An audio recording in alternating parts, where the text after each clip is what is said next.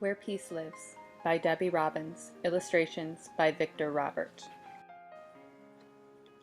For as long as I can remember, I've been worried about the world.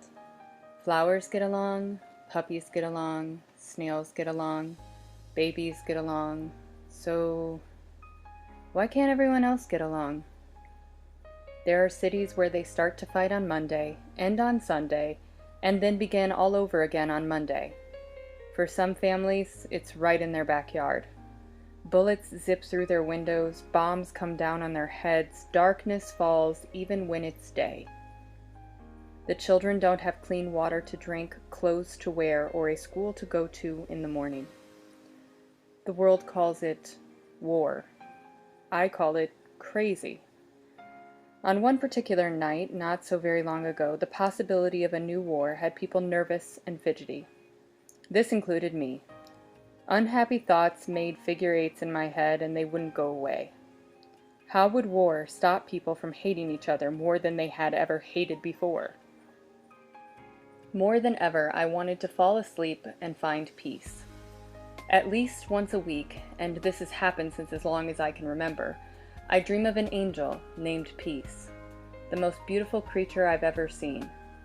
Peace has a body of soft, thick, layered feathers, large see-through wings, sparkling hazel eyes, and a smile as brilliant as a sunset. In my dream, Peace beckons me forward, choosing me to play with, making me a friend. When I see Peace, all my worries, fears, and harsh thoughts melt away. If I had one wish, it would be that Peace could be with me all the time. I often think about where Peace lives, and if I'll be able to find Peace one day when I'm awake. I had finally fallen asleep when a loud rap-tap-tap on my door woke me up. I looked at my clock. It was 1 in the morning. I threw on my robe and woolly slippers, the ones with a chunk of the right heel missing, thanks to my dog Angers, and headed for the door. I had named my dog Angers, pronounced Angers, which means angel in French. She hadn't been an angel the day she had bitten the heel off, however. "Open up!" a man's voice encouraged from the other side. I lowered my voice and hoped it would make me sound taller than I was. "Who's there?" I replied. "Luther's my name," he responded sincerely. "I've been sent here to get your help." "Help?" "To set Peace free." "The angel Peace?" I asked, astonished. "That's right. Aren't you Peace's friend?" "Yes, I guess I am." "Good." He sounded relieved. "What's happened?" "Peace has been taken prisoner, locked in an unbreakable glass box, and can't get out." "Oh no," I said in disbelief. "Oh yes. Peace's wings have started to droop. Peace needs you before it's too late." Something in the way he spoke convinced me he was truthful, and although my parents told me never to open the door to strangers, his voice didn't feel strange at all. I cracked the door a little to check him out. Lo and behold, there stood a large, handsome brown bear. He wore a black suit, an ironed white shirt, and a thin black tie tied neatly around his neck. In his paw was a handkerchief which he used to pat his forehead. "We have to hurry," he said. He extended his paw through the open door to shake my hand.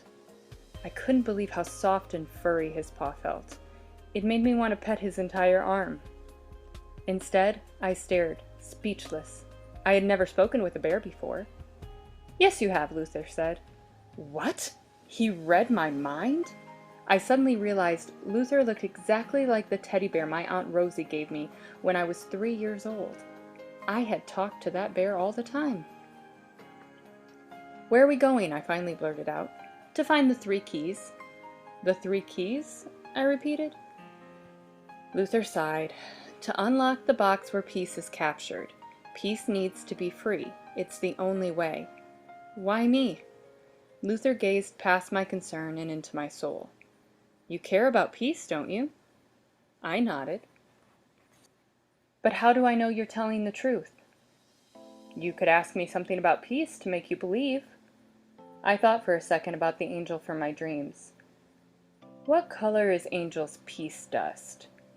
The big bear didn't even stop to think. "Gold, with black sparkles." I opened the door all the way. I wanted to go even though I knew I should stay. How about a glass of cold milk and a chocolate chip cookie before you leave?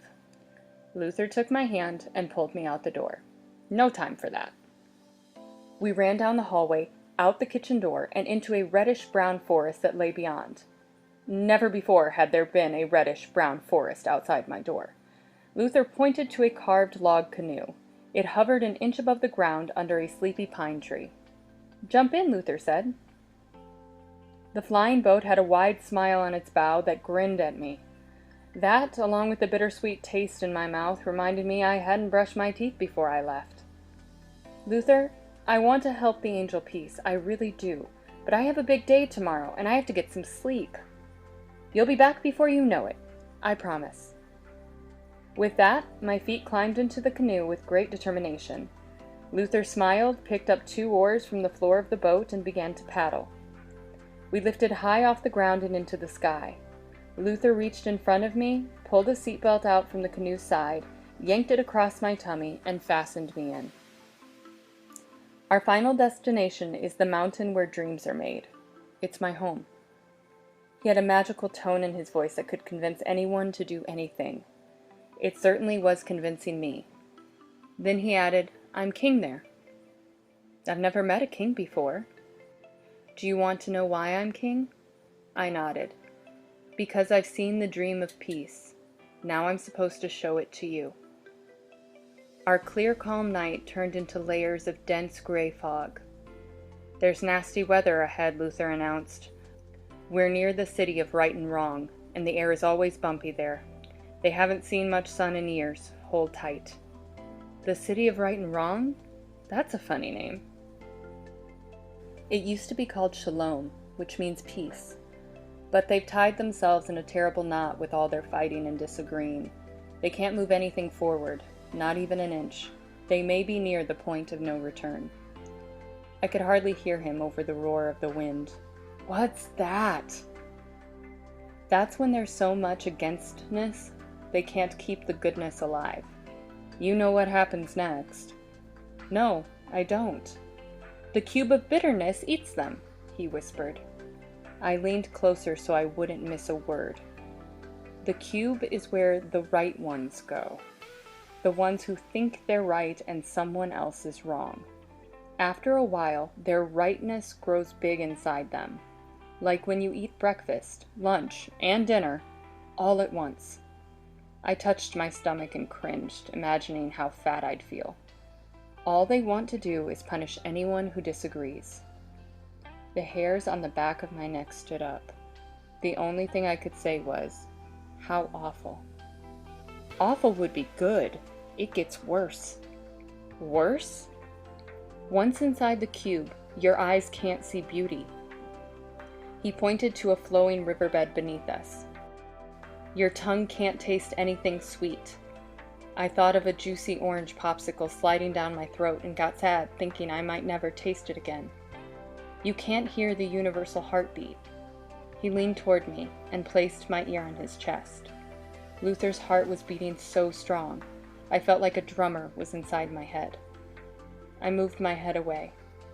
"What you're saying frightens me. The more the cube eats, the hungrier it gets. If you can't help us free peace, your world is next." I gasped. "Oh no, maybe we'd better turn back so I can tell someone." "Too late.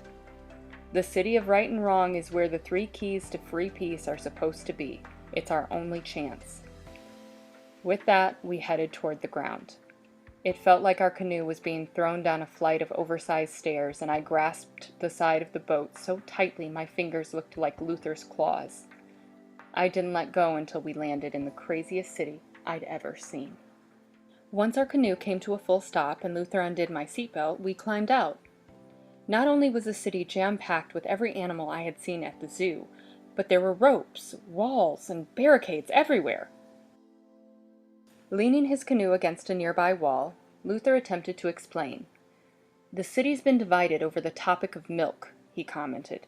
"Every animal who likes to drink milk lives over there." He pointed to a tall concrete wall where an armed zebra looked down on us through a pair of giant binoculars.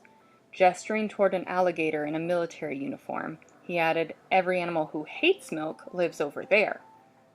The alligator checked a lion's papers with an oversized magnifying glass. Luther took my hand and pulled me down a narrow cobblestone street crowded by a family of ducks. Each duck carried a grocery bag and rushed in and out of the stores. "They have to shop before dusk," noted Luther. "Too dangerous after that." We winded down 5 more streets, around 2 more corners, and came to an old brick stadium. Luther marched up to the admissions booth, bought 2 tickets, and walked us inside. The animals sat in separate sections marked, "I like milk," and "I hate milk," where they booed, hissed, and yelled ugly words at the center of the stage. I looked down to the playing field to see what the commotion was about. A vicious tug-of-war was taking place. I had played tug-of-war at camp and thought it was fun, but it was nothing like this. "We're right to like milk," an agitated pygmy elephant screamed. He wore one of those tiny French hats my Aunt Jacqueline calls a beret. He pulled a long piece of rope with 5 other elephants. Saliva dripped from their mouths and their feet slipped in the mud. "You're wrong to like milk," a scrawny donkey at the head of the pack of donkeys shouted back. They all wore white bandanas on their heads to catch their sweat. The lead donkey pulled harder on the rope, his face determined and full of pain. "We're right, you're wrong," the elephants said. "You're wrong, we're right," the donkeys replied. 2 huge video screens wrapped around the stadium. The first one showed the years, days, and minutes the tug-of-war had been going on. 59 years, 96 days, and 4 minutes. The second screen showed the animals that had been hurt playing the right-wrong game. Some had bandaged hands, others broken legs, many were in body casts. Without warning, some antelopes, horses, and wolves galloped in. They took sides, screaming, kicking, and bucking at one another. If that wasn't scary enough, a group of giraffes and walruses that couldn't get down the stairs grabbed bricks from their walls and threw them at one another. I watched, terrified, as their world began to come apart. "Someone's gotta help," I called out, ducking as a handful of stones flew over my head. Luther stood behind me. "There's always hope. Follow me." Luther rushed out of the arena. We zigzagged around the parking stalls filled with hay until we reached a nearby square. There we saw an old Siamese cat with a round, wrinkled face, plump body, and a beard of long white whiskers. He stood on top of a parade float in the shape of a tree. The tree had 2 hollow knots like droopy eyes and branches wrapped around itself as if in prayer. The cat was dressed in a maroon high-neck jacket made of silk and 3/4-length pants. On the top of the cat's head was a purple bottle with the word acceptance written across it. The bottle was held in place by a torn yellow ribbon tied under the cat's chin. The cat was talking through a megaphone to a seemingly random crowd of animals. Parrots, armadillos, sea lions, and coyotes who had snuck out of their restricted areas to hear him. "Listen," Luther said. "Come one, come all, don't take the fall, remember who you are and stand tall." While the cat spoke, the sky grew darker. "It's easy, my friends, to love what you like, but what if the key is to love what you'd like to bite?" "Oh, sure," the thin coyote mumbled. He eyed a parrot with suspicion. "I don't trust anything that can fly." The parrot glared at him, flapped its wings, and lifted off the ground. The cat swallowed his grin and continued. "It's a no-brainer for a bat to love a bat, but what if the real adventure is for the bat to love the rat, and the rat to love the cat, and the cat to love the muskrat?" "Yeah, right," the red and yellow parrot squeaked. He turned his nose up at the sea lion that stood by his side. "You're always wet, and you smell." "You always talk too much," the sea lion spat back. "There should be a law against noise pollution." The cat shook his head and went on. "That's why I have an offer you can't refuse. If you do refuse, you'd have too much to lose. So buy a bottle of acceptance and get one free, then come on and follow me." The prospect of something for nothing made the animals move in closer for a better look, even though they didn't like being near one another. "You see, ladies and gentlemen, I tried acceptance and got the disease. Learned to love my neighbor as if he or she were me. Got the natural rhythm of things in tow. Realized the right and wrong game really stopped the flow." The cat jumped off the float onto the ground and passed a bottle of his potion around. He encouraged each animal to take a sip. The parrot sniffed it to make sure it wasn't milk. Then he took a taste. "Hey," he said, passing the bottle to the armadillo. "I always thought your shell was ugly, but now I think it's kind of cute." "That's nice of you," the armadillo replied. He looked at the bottle with distrust and swallowed a swig. "Whoopee!" he hollered. "I used to think you were dumb to eat seeds. Now I see it's sensible." He handed the bottle to a coyote that didn't even bother to check before he took a drink. "Oh yeah, baby, I can feel it. You all look too beautiful to eat." "This stuff is good," the sea lion belched. That made everyone laugh. "Once you've got acceptance, there's no need to disagree. No need to blame or judge not honestly. You may dig the cat better than the rat, or the rat better than the bat, but that doesn't give you the right to change the one you like less in the exchange." This struck a chord in the animals, and they crowded around the float.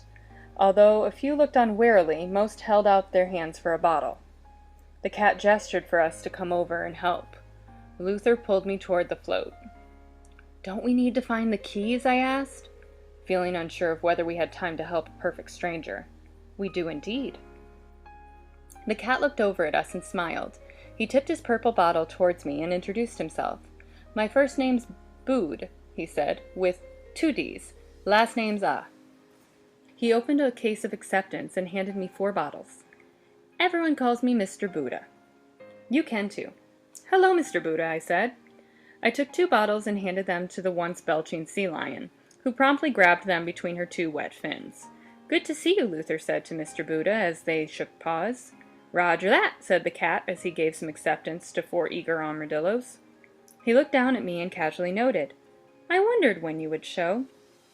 "You weren't surprised to see me?" I asked. I looked at Luther, who just shrugged. "How long can you stay?" Mr. Buddha inquired. "I'm not sure. We're on a very important mission to find the 3 keys. I have to get them before I go back." "3 keys to what?" Mr. Buddha asked. "A glass box that's captured Peace. Peace is being held prisoner, and if we can find them, we can set Peace free. You don't by chance know where they are?" Before Mr. Buddha could answer, there was a dreadful noise that rumbled in the sky. Luther pointed at the stadium. "It's here!" I looked up and wished I hadn't.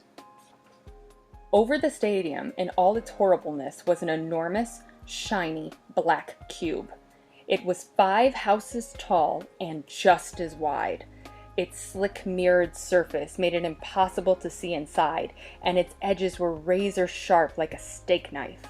On each side were big, red, cracked lips that made a wet, sucking sound, and every few seconds a tentacle darted out of the bottom lip.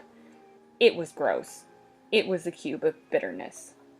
"Roger that!" Mr. Buddha gathered his things while the animals scattered in different directions. He tried to appear calm, even though I could tell he wasn't. "Thank you, ladies and gentlemen.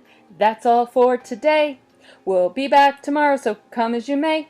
Until then, take 1 teaspoon, morning, noon, and night, and share your acceptance with everyone in sight."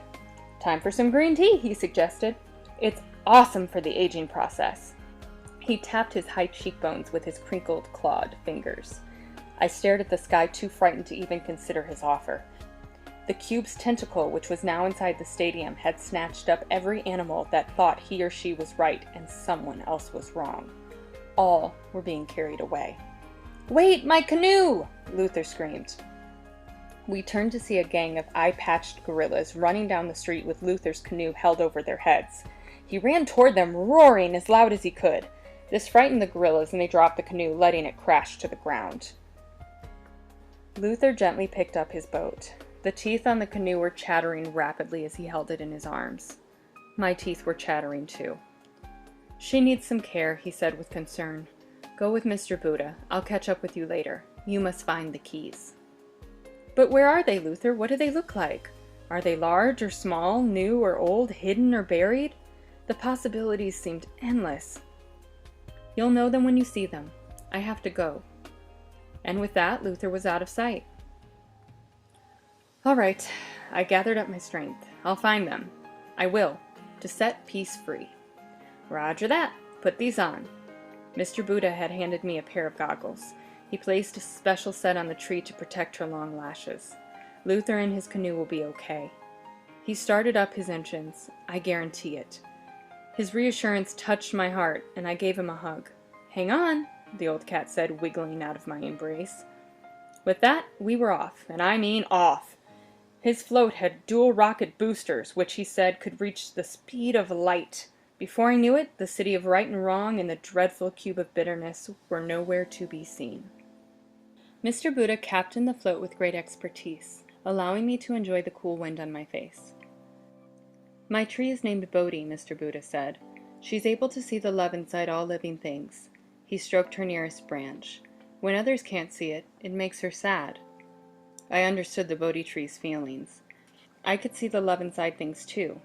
When people shouted at one another, killed insects or flowers, or raised their hands to hit, it made my heart ache too. You're so good-hearted, I said. The Bodhi tree looked at me and spoke. If you say you love me, but you hate someone else, how can you say you want peace? Think it through, Mr. Buddha suggested. I chewed on the bottom part of my lip and tried to reason it out. If I love the Bodhi tree, but I don't love you, that means I don't want peace because... Because? Mr. Buddha encouraged. Because peace loves all things. Mr. Buddha nodded. So, when you hate someone, you can't have peace. Roger that, Mr. Buddha purred. I couldn't have explained it better myself. The old cat steered the float toward a patch of white clouds. I looked over at the Bodhi tree. She batted her long lashes and smiled. Mr. Buddha motioned to me. Why don't you begin at the beginning, he said good-naturedly. I'm told it's a good place to start. Tell us why you're here. I did just that. I told him how the people in my world just couldn't get along. Most didn't believe they could make a difference. But I was determined to find a way. I explained how Luther the bear had come to meet me to set peace free, but we hadn't found the keys yet, and we didn't have much time. Mr. Buddha didn't seem concerned by my urgency.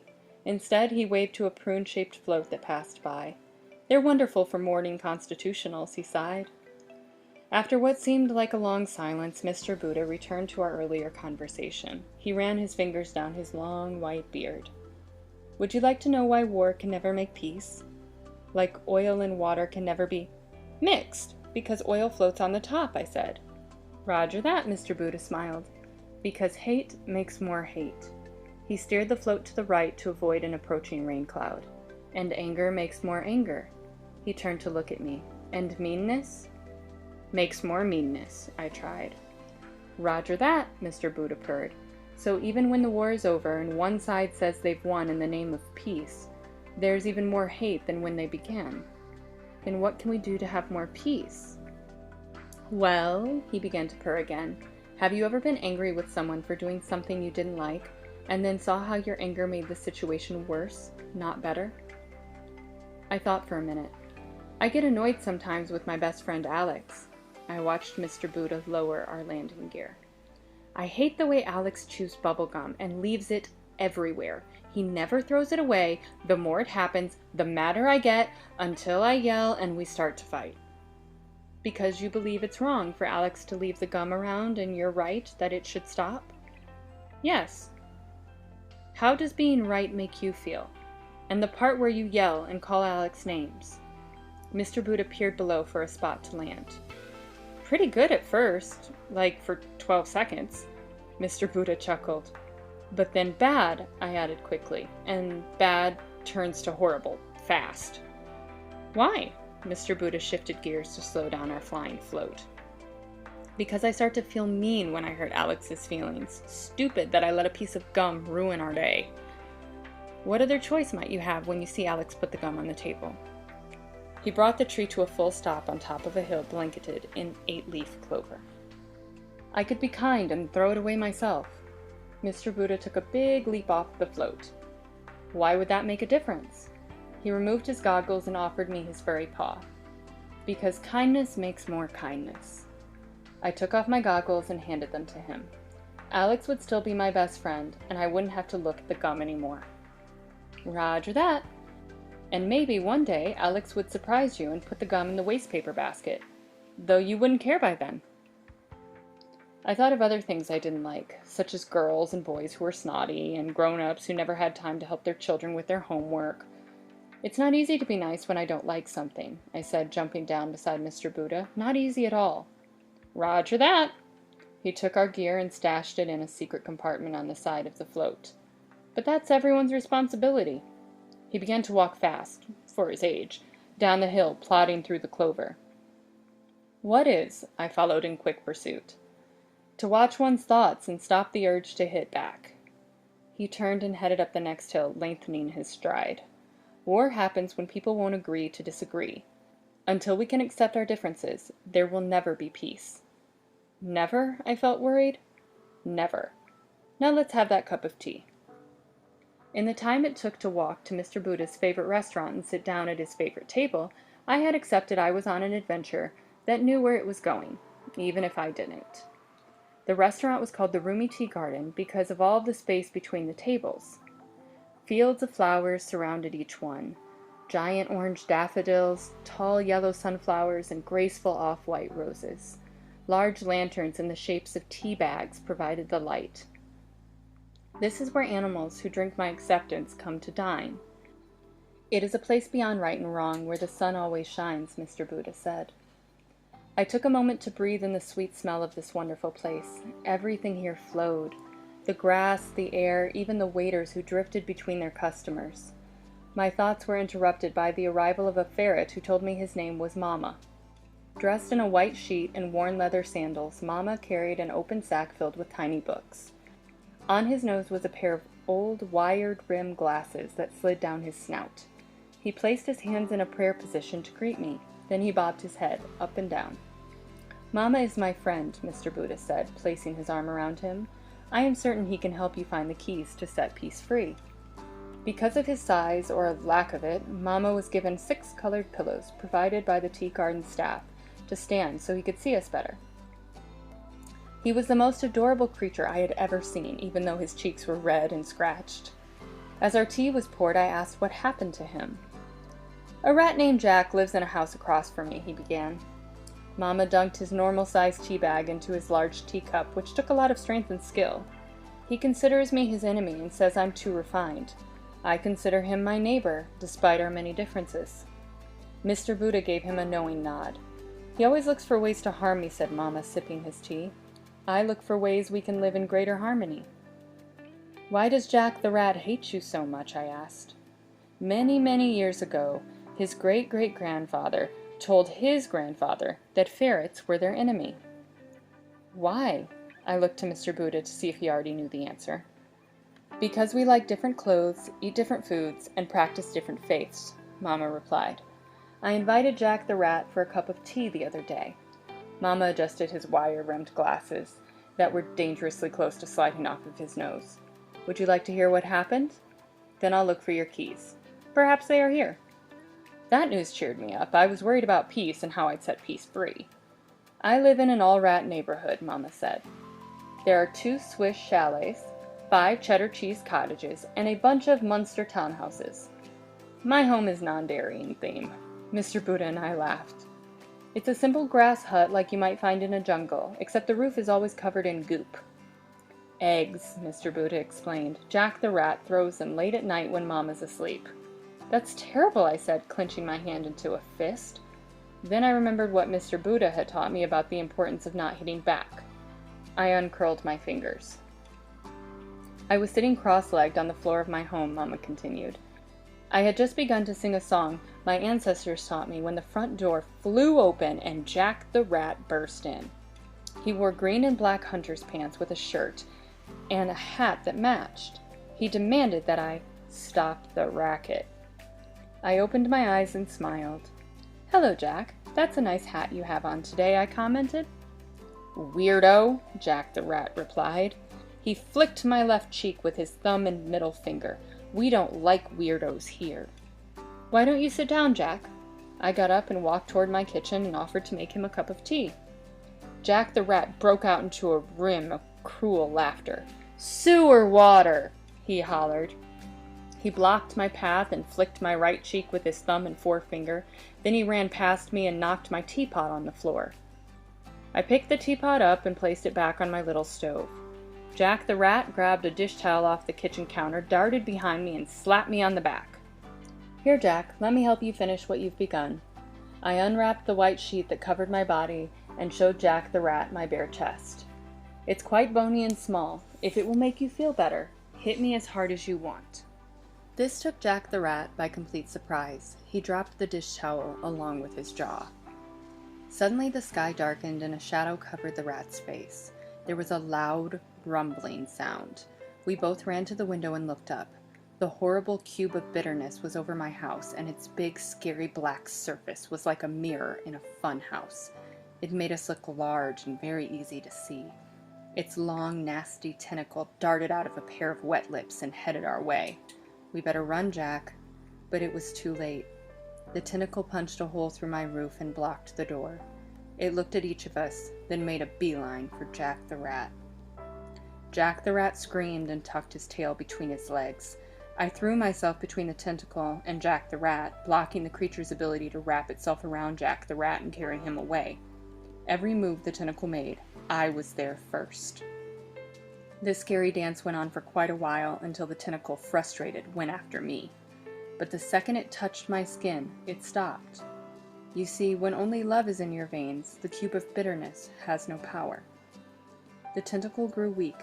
It lay in my hand and let me stroke it until it fell asleep. But its rest was short-lived. Through the hole in my roof, a bucket of spit water fell on the tentacle and awakened it again.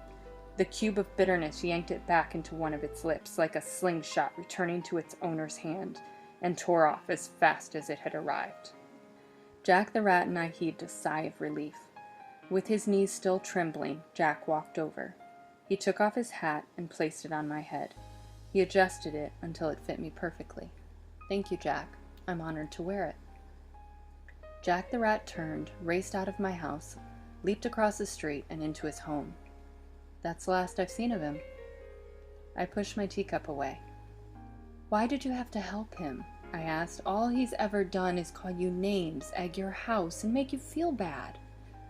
Mama reached into his pocket, took out 3 apricot lollipops, and passed them around.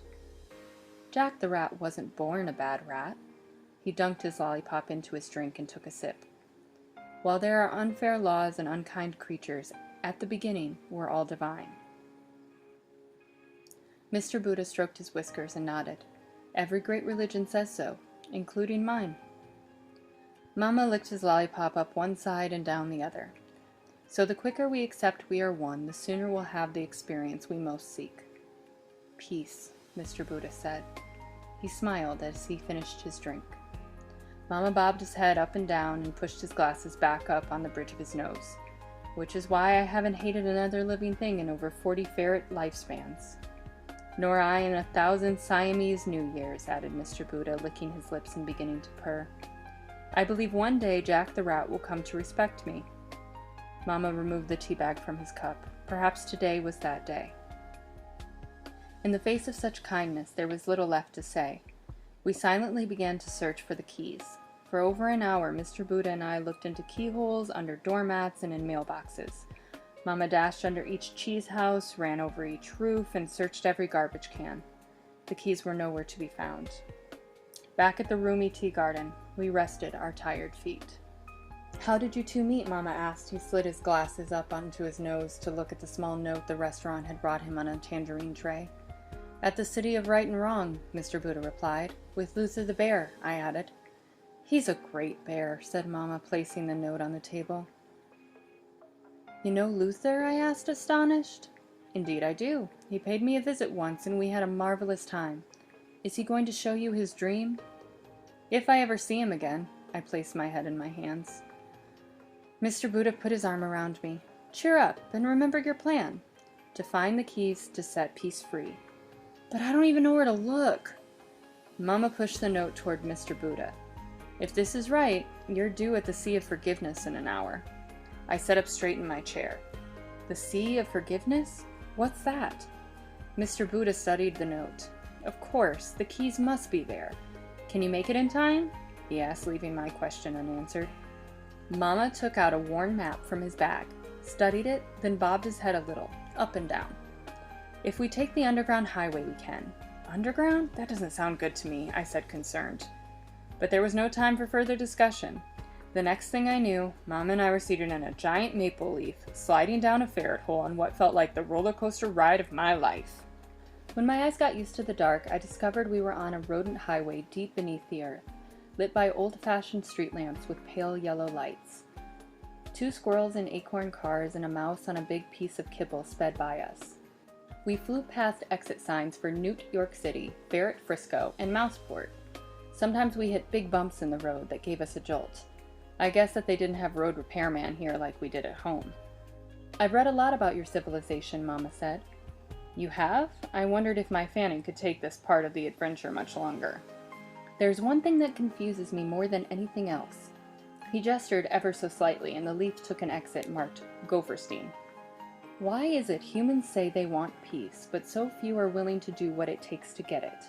And the few who are willing are killed, or in some way harmed. Although this was a hard question, I liked how Mama trusted that I might have the answer. Maybe we don't understand what we have to do. Perhaps you don't realize that peace is hard work. It takes energy, determination, and skill. It's a discipline like any other. No different than when you learn to ride a bike or study how to use a computer. No different than when you become good in a language or great at a sport. No different than when you draw the same thing over and over again until you get it perfect, I added. Exactly. Think of peace as a muscle that has to be strengthened or else it grows weak. Mama adjusted his glasses around his ears.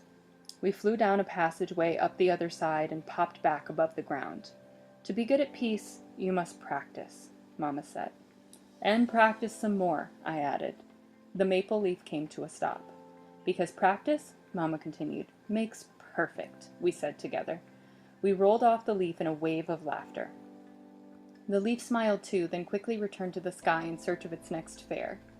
Mama seemed tired, so I picked him up and put him on my shoulders. I knew he could guide our travels from there. He wrapped his little legs around my neck, removed a notebook and a pencil from his bag, adjusted his spectacles, and began to write. Are you doing homework? I asked, stepping over a rock. In a way.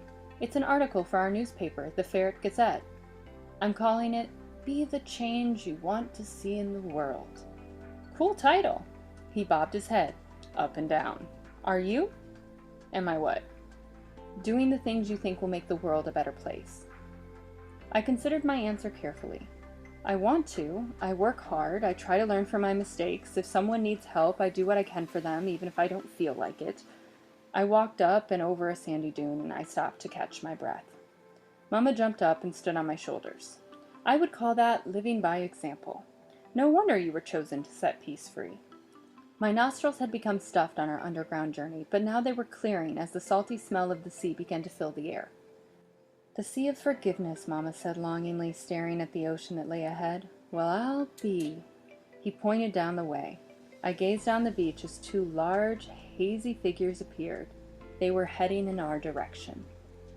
Mama put his notebook and pen away. 2 of the nicest orangutans you'll ever meet. They even dress a bit like me. He pointed to their white cotton robes and black belts tied around their waist. Each one held a weathered wooden walking stick. The orangutan on the left is Mo, on the right is Chris. They share the same father, but have different mothers. Even though they lead separate tribes, they'll use any excuse they can to be together. And today I'm their reason? You are indeed. They've been asked to ferry you across the Sea of Forgiveness to find the keys. After hellos were exchanged and we dipped our feet in the warm, grainy seawater, Mama got ready to leave. The sun had set and the stars were out. It was a pleasure to travel with you, Mama said. He patted me on my ankle. Please set peace free so the cubic bitterness will never triumph. Only then can our world live in harmony. I picked him up and held him in my arms. I will, Mama. I promise. He kissed me on my cheek. Then perhaps we'll meet again. With that vote of confidence, Mama leaped to the ground, scurried down the beach, and dropped into a hole, destined to take him home. We'd better get started, Chris said. But where's your boat? I asked. Can't you see? Chris grinned at Mo. Mo pointed to the stars that shone brightly. I looked and looked until I saw the shape of a hippo with a sail on its back. It's waiting for our whistle, Chris suggested. At that, the 3 of us put our fingers to our mouths and blew. The boat left its heavenly mooring and appeared right in front of us. Mo and Chris helped me on, and with the aid of a big burst of wind, we set sail on the sea named Forgiveness. Our raft sailed through the night. Even though the sea was rocky, I felt calm, except for the loud gurgling sounds my stomach was making. "You must be hungry," Mo said. He handed me a piece of funny-looking flatbread. "Bakes itself without an oven." I nibbled on a piece and I liked it. "I call it crunchy pita bread." "Try this," Chris offered. He handed me a tasty wafer with a glow around it. I liked it too.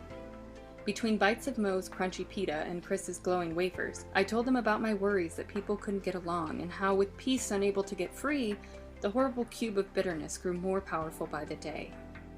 "We understand your worries," Chris said. "Our brothers and sisters need peace too," Mo added. The sun peeked its head over the sea. Splashing and flapping occurred all around us, and soon hundreds of creatures from the sky and sea appeared. Every kind imaginable. Barracudas, dolphins, sharks, and marlins, seagulls, hawks, doves, and canaries too. "Good morning, brothers and sisters." Mo held his stick up in the air. "Gather close," Chris encouraged. The fish jumped out of the water and took seats on waves that became oversized armchairs. The birds plopped down on the wind that molded into couches. It looked as if we were in a movie theater on the sea. "We feel blessed to be here today," Chris beamed as he stroked the wings of a seagull. "Blessed to behold so many creatures, large and small." This was answered by sounds of appreciation. "Word of your challenges has spread across the land," Mo said. "Fish hurting birds and birds hurting fish, brothers and sisters." A barracuda held up his fin, which had a big, nasty scab under it. "You would bite back too. Look what a pelican did to me." "Wait a minute," a hawk squawked. He waved his bandaged leg in the air.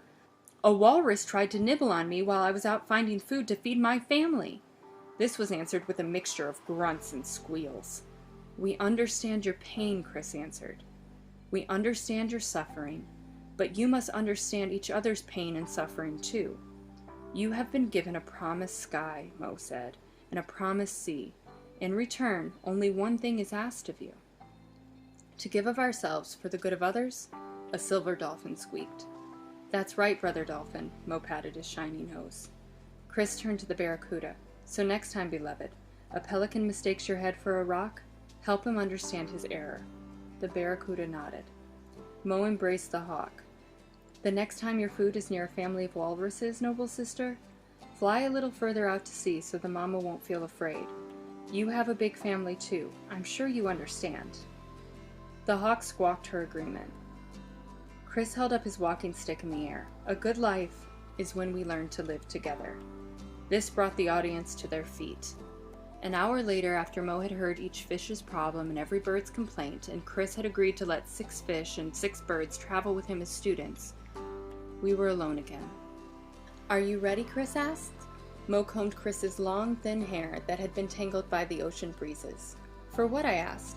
"A swim," Mo answered, letting Chris bathe his tired feet. "To be honest," I admitted, "I'm afraid of the ocean." "I think I can help." Mo stared across the rocky waters and up at the sky. With a wave of his bushy arm, he calmed the water in front of our raft until it was still. "Whoa!" I exclaimed. Chris smiled, took my hand, and helped me step off the boat. I closed my eyes, certain I would fall in and drown, but my feet were met by water as firm as land. "We'll see you when you get back," Chris said. "From below," I added. "How will I breathe?" I swallowed nervously. Chris held my face in his hands. "With the help of that which breathes within you. The keys to set peace free are buried at the bottom of the sea."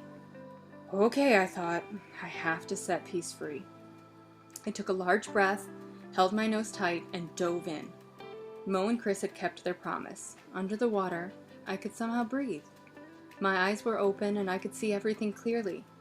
As I swam toward the bottom of the ocean floor, I began to have the strangest sensation. I wanted to be nice to every person I'd ever been angry with or hated, every person I had thought was mean, unfair, or just plain wrong. Their stories appeared before me. I saw my cousin Jerry, who had picked on me when I was 4.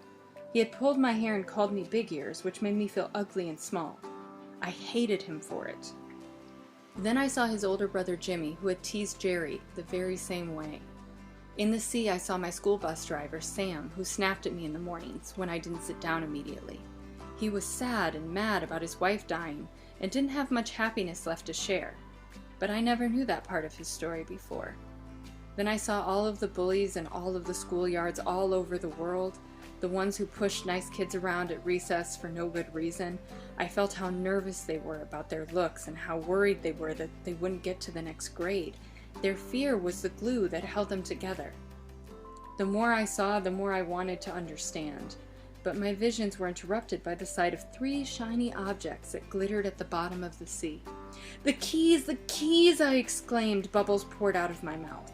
I swam toward the bottom as fast as I could, dreaming of how I would set Peace free. But I must have misjudged the distance. The next thing I knew, I hit my head on the hard black sand. My eyes started to close, my head dropped to my chest, my body curled up in a little ball. "Forgiveness," a voice said.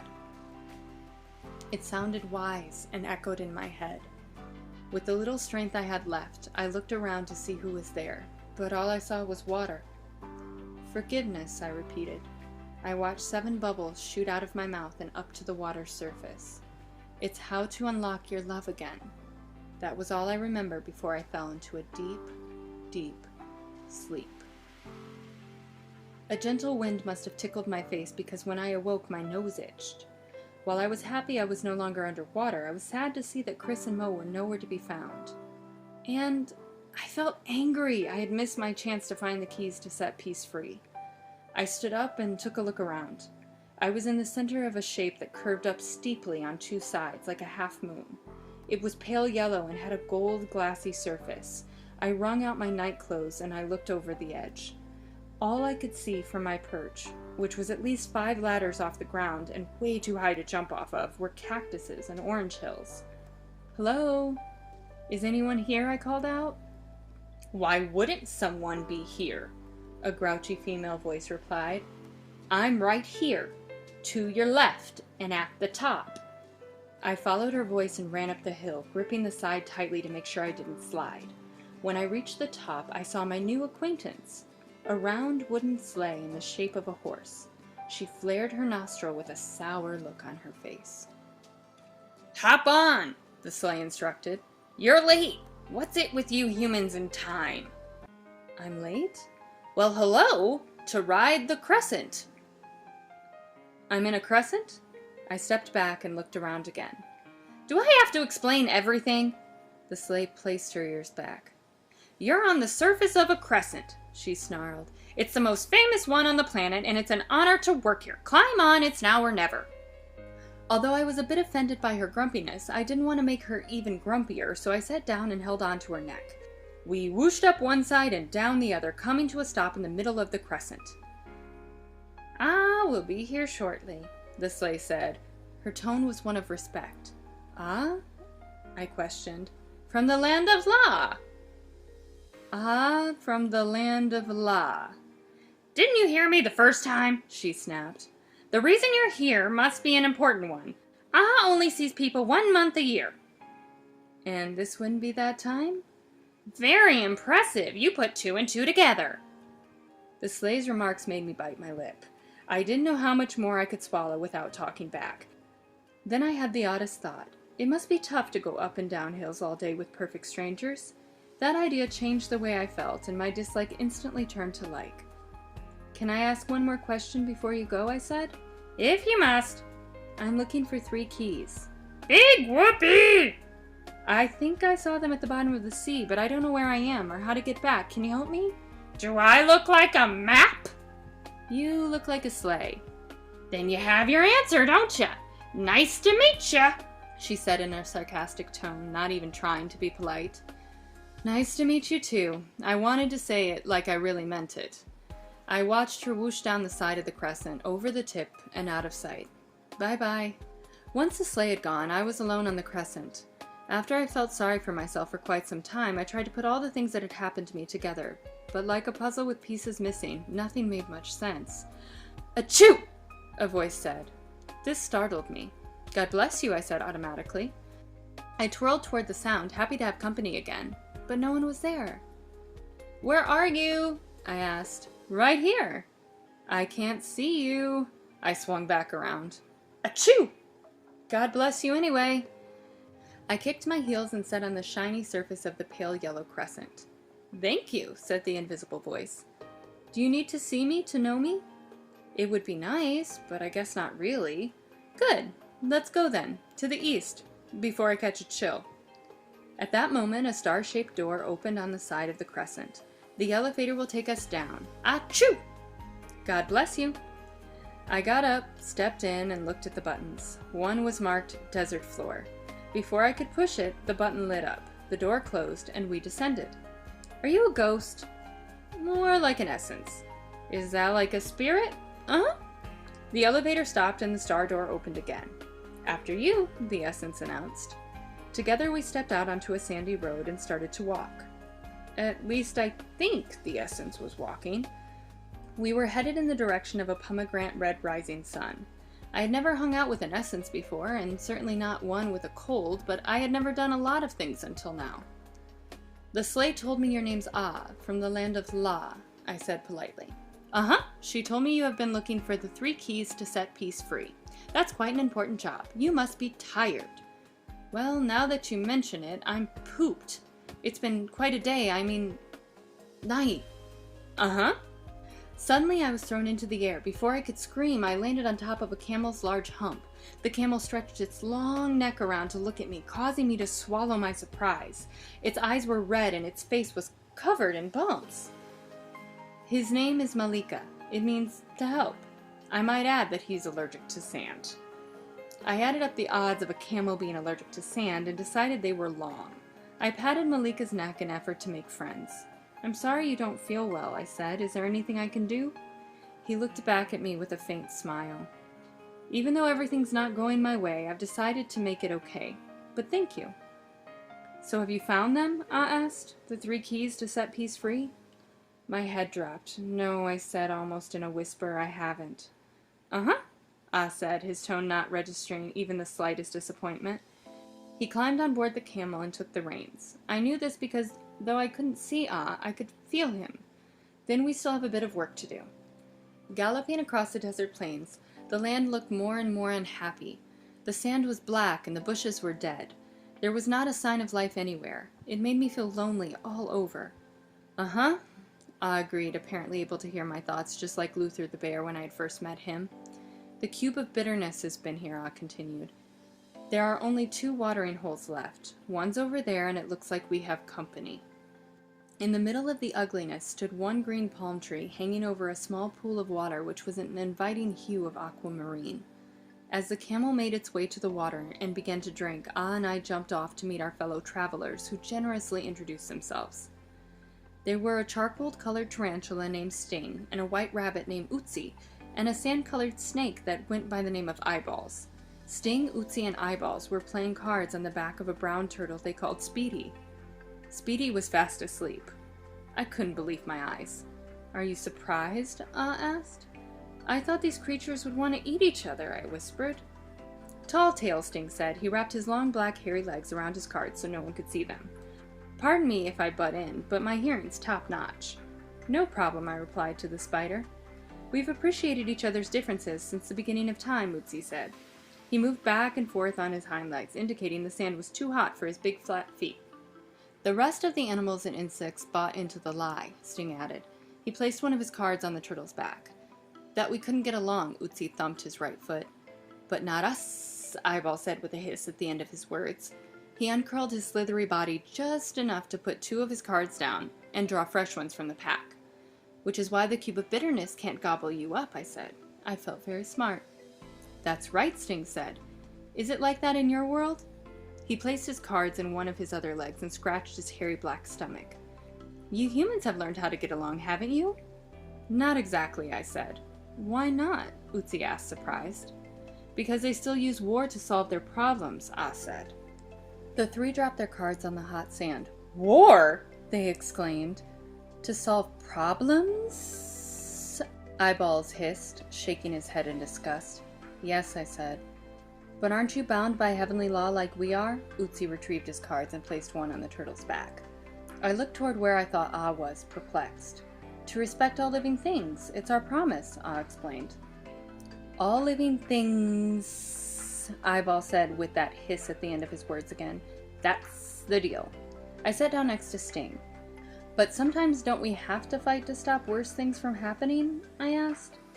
How in heaven's name would it help to hurt someone else's child? Sting replied. His 5 spider legs shook from the thought. Answer that, Ötzi demanded, thumping his right foot to make his point. I can't, I said. Eyeball stretched out his neck so our noses were an inch apart. Because it couldn't, he said, swallowing his hiss. Never, Speedy said, thrusting his sleepy head out from under his shell. Sting wrapped his long black legs around himself. No way. Achoo! Ah sneezed. God bless you, everyone answered. Ah blew his nose. I'm afraid it's time for us to go, Ah said. I climbed back up on Malika's back. It was nice to meet all of you. Visit us anytime. Sting shuffled the deck between 2 of his 5 arms and then gave it to Ötzi. Ötzi took the cards from Sting and began to deal a new hand. Where are you going? Ötzi asked. To find the angel Peace, Ah said. And set Peace free, I said, if we can find the 3 keys. Speedy reached his neck out farther. Will you pass the waterfall of mercy? We will, Ah confirmed. Ooh, Ötzi thumped both feet. La-las, Eyeball said with that hiss. Take your handkerchief. Sting reached his 5 legs out and stretched one forward to shake my hand. You'll need it. 4 steep sandy hills and 2 long flat miles later, Ah was almost finished with the story of his people's search for the Holy Land. He begun telling the story to take my mind off my low spirits from not finding the 3 keys. Did they find the Holy Land, Ah?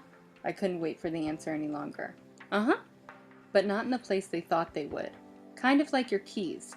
It seems the Holy Land was any place where love was present. All they had to do was open their hearts, and they would be there. You mean my home is a holy land? I giggled, tickled by the thought. Is it filled with love? Lots of it. Uh-huh, Ah laughed. He joined in my delight. The sun burst through the cloudy skies, and there, in all its greatness, stood the waterfall of mercy. It was a lot closer than we had thought. Deserts can be odd that way. The waterfall had silver water that fell in the shape of giant teardrops. Oh, a teardrop moaned. No, another teardrop cried. Don't, another teardrop sobbed. Do you know why the waterfall cries? I asked. I shook my head. For the part inside all of us that hurts, the waterfall cries when we hurt ourselves and when we hurt each other. I could hear Ah crying. Then he sneezed again. Achoo. I felt a tear in my eye too. God bless you. He blew his nose and continued. The water is neither hot nor cold. They say it answers questions for those who touch it. I'm sure you have some. I nodded. Go on, then. With Ah's encouragement, I knelt before the wall and passed my hands under the gooey water. It felt like liquid silly putty. Okay, waterfall of mercy. Why is it so hard for people to get along? I wiped the tear from my eye. As promised, the waterfall spoke in a tone as deep as a cello's. Inside each of us are good thoughts and hurtful thoughts. And we have to pick which thoughts to follow? I wiped my nose on my sleeve. Each and every day. That's what I learned from Mr. Buddha, and what Mama showed me, and what Chris and Mo told the birds and the fish, and what Ah believes, and my mother and father, too. They are good teachers, then, the waterfall replied. Then I want to love like you do, Ah. I turned where I felt he was. Ah, in all of his greatness, didn't answer. Like Mr. Buddha, Mama, Luther, Chris, and Mo do, even when it's not easy. I placed my hands back in the water again. Waterfall, do you think I can learn to love instead of hate? Do you?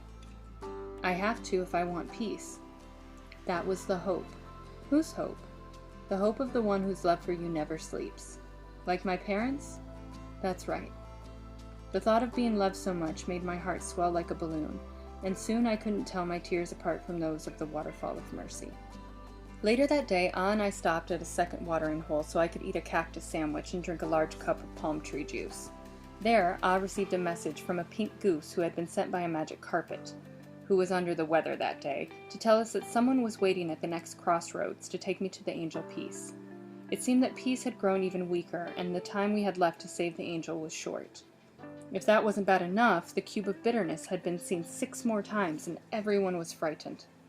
I stood at the crossroads, worried again, not sure what to do next, and then I heard Ah say, I have a surprise. Unless I'm mistaken, there's your friend. I looked ahead and couldn't believe my eyes. Luther the bear and his flying canoe were sailing toward me. The minute they landed, I ran into his arms and held him tight. His silky fur dried my forehead, which was moist with sweat from the desert heat. "It's time, Luther," Ah said, "to show your dream." Luther put out his paw and helped me into his canoe.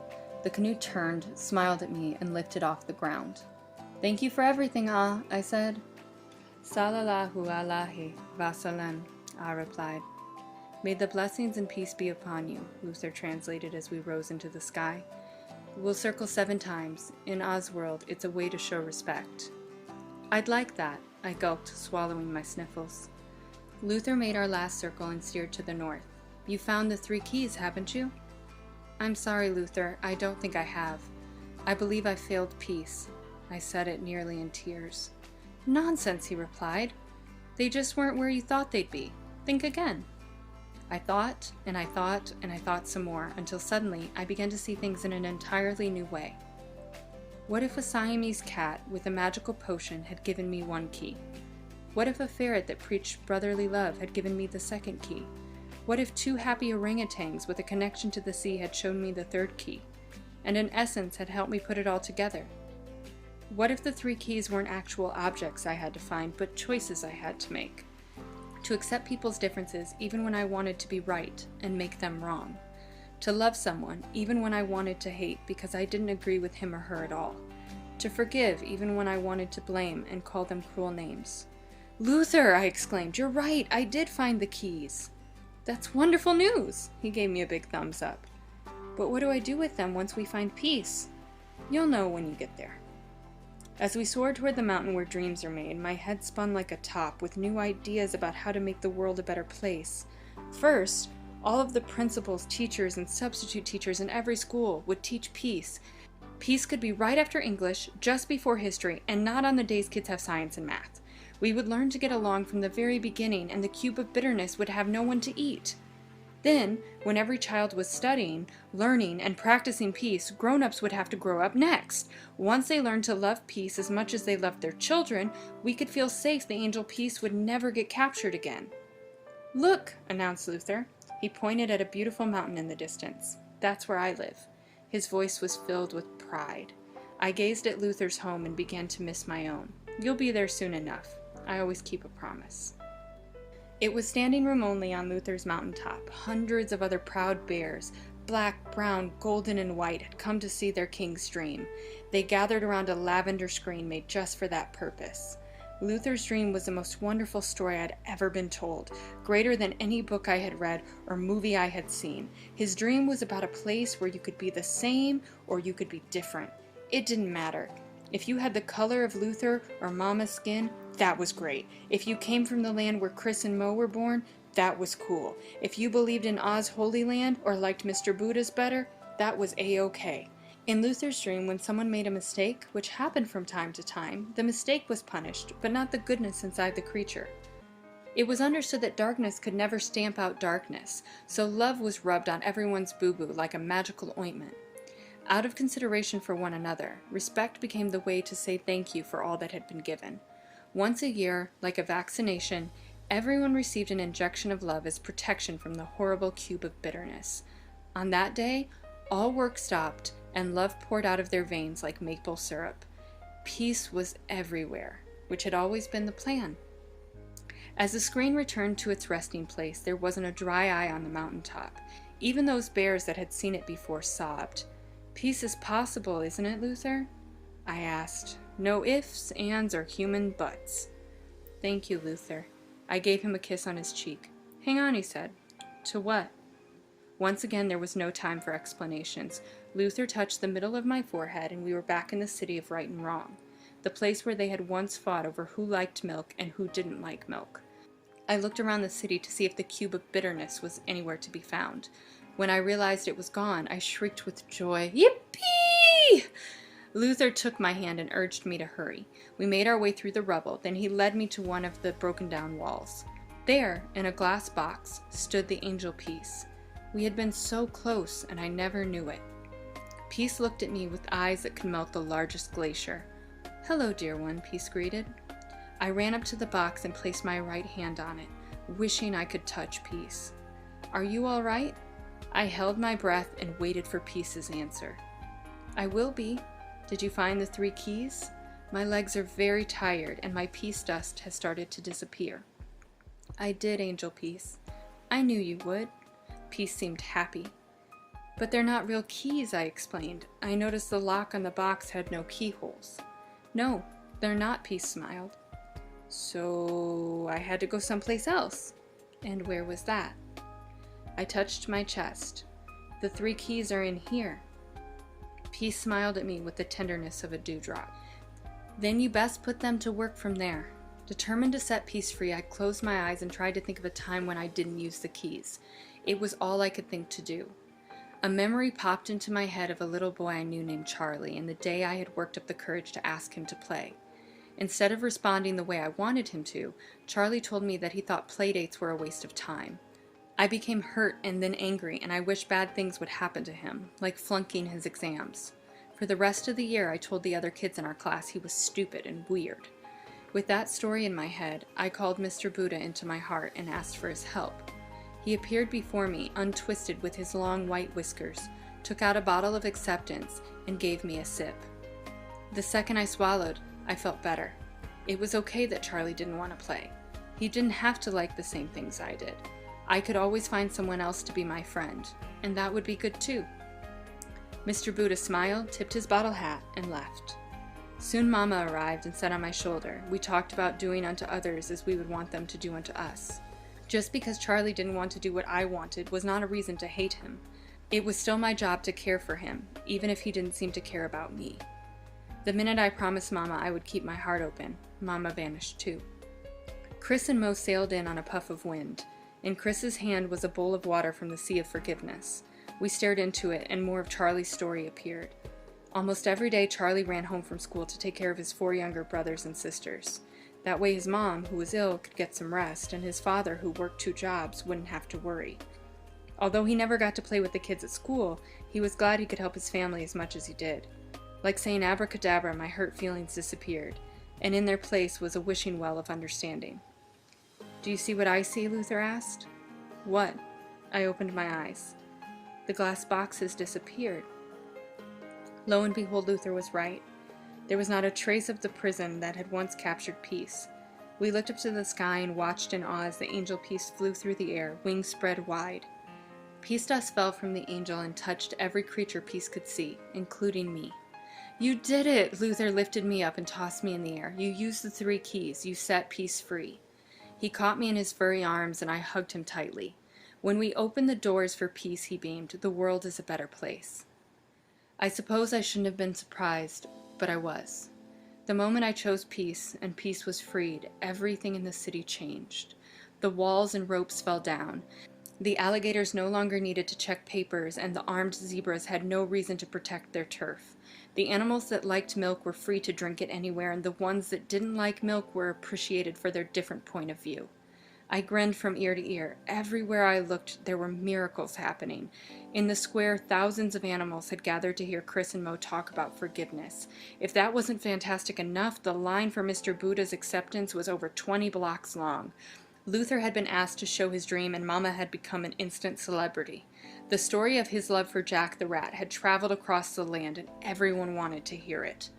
I felt a gentle wind blow across my face, and I knew this was Ah. He was there to bless this land with the only ingredient that could make it holy again: love. In the stadium where I had once seen the endless tug of war, a huge peace party was underway. Streamers hung from the rafters, balloons floated in the air, and music blasted from the speakers. Pandas danced with alligators, llamas with bobcats, coyotes with lions, and all of my new friends danced with me. I did the Siamese teacup with Mr. Buddha, the ferret two-step with Mama, the bear hug swirl with Luther, the monkey with Chris and Mo, and sang a song called R-E-S-P-E-C-T with Ah from the land of La. When I was so tired I couldn't dance another step, I decided to sit down and rest for a minute. I closed my eyes, and without meaning to, I fell asleep. When I woke up, I was stunned to see that I was under the covers of my bed, my dog Ange snoring at my feet. "What?" I sat up. "I'm home?" Ange stared at me, eyebrows raised, as if to say, "Are you nuts? Do you know where I've been?" I tried to shake off my confusion. It was incredible! I scratched my head. I met Luther the bear, flew with Mr. Buddha on his Bodhi tree, traveled with a ferret named Mama, sailed with Chris and Mo on the Sea of Forgiveness, met Ah from the Land of La, saw Luther's dream, and found 3 keys to set peace free. Bored, Ange got up and left the room. I looked at my clock. It was 6 in the morning. Luther had kept his promise. I jumped out of bed, walked over to my desk, and sat down in my chair. Clean white sheets of paper stared up at me, and I knew I had to do something with all I had learned.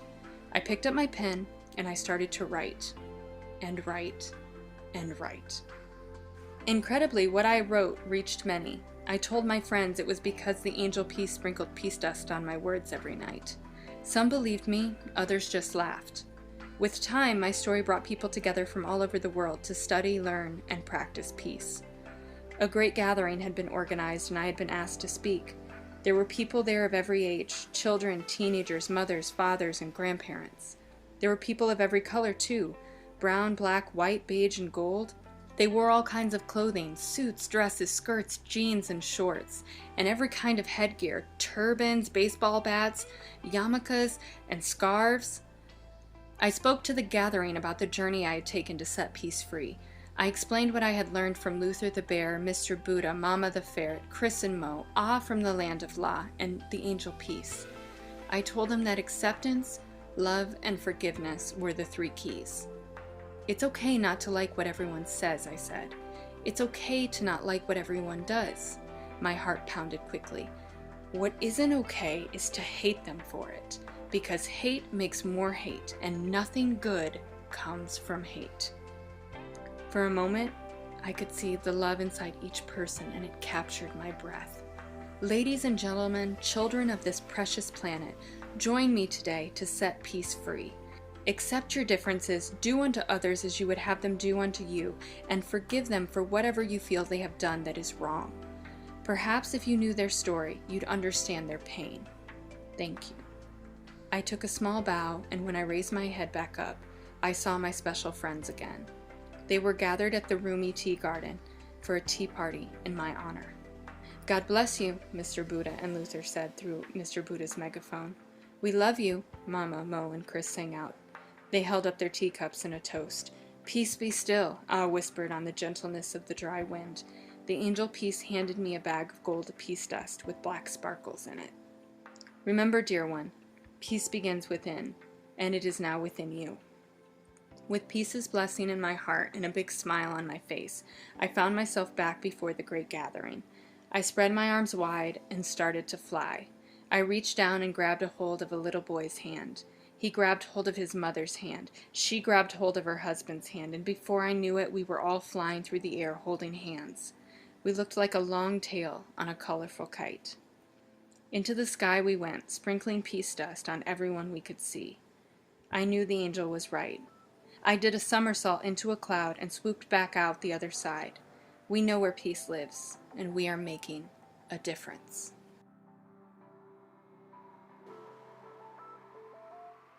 Exercise to strengthen your peace muscle. Is there a person you're angry with? Someone whose actions you don't approve of? Write down his or her name. Please describe what you think is wrong about that person. What should he or she do differently? What would make things right in your experience? Consider going to that place of peace inside you. To help you get there, you might think of a person that you love, a baby, an animal, nature, your spiritual teachers, or God. You might choose to place your hand over your heart. From that place of loving, can you see another way you can look at this person that gives you more peace? Peace key number 1. Can you accept your differences? Peace key number 2. Can you love the person anyway? Peace key number 3. Can you forgive what this person has done, imagining that if you knew more of the person's story, you'd understand his or her actions? How do you feel about the person now? Practice the 3 keys to peace. You can make a difference.